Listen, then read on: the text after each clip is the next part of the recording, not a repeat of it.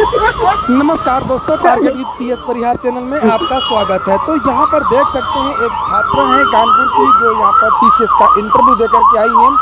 इनके हाथ में भी मिठाई है जैसा कि हम लोग देख रहे हैं आजकल, और इनका साक्षात्कार के बारे में हम लोग इनसे चर्चा करेंगे। मेरा नाम निकिता भाटी है और मैं कानपुर की रहने वाली हूँ। अच्छा, क्या आपका बोर्ड कौन सा था? और डॉक्टर AK वर्मा सर का। माध्यम आपका कौन सा है? हिंदी।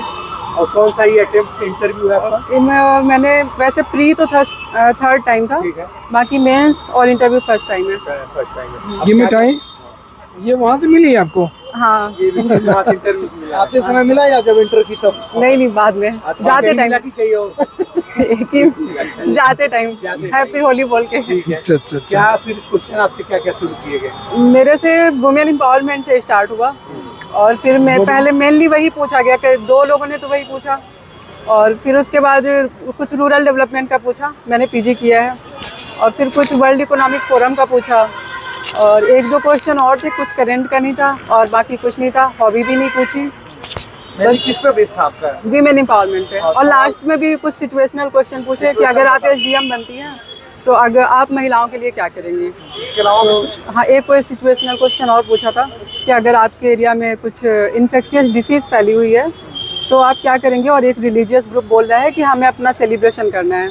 तो बस ये 2 क्वेश्चन। एम्पावरमेंट से जो सवाल थे वो आप बता दीजिए थोड़ा, क्या पूछे थे? वीमेन एम्पावरमेंट का मोस्टली पहले पूछा था कि आप क्या प्रोटेस्ट करती हैं अपने घर में जब ऐसा होता है कि मतलब लड़का आ रहा है, भाई आएगा, भाई से चाय बनाने के लिए नहीं बोला जाएगा और बहन से बोला जाएगा, और वो दोनों थक के आ रहे हैं।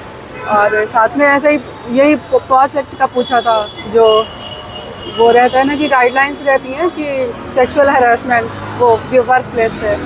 बस इतना ही था, इसमें करंट कुछ नहीं पूछा था। कौन सा बोर्ड था आपका? Doctor AK Verma. हाँ। ये आपका अटेम्प्ट कौन सा था आपने बताया?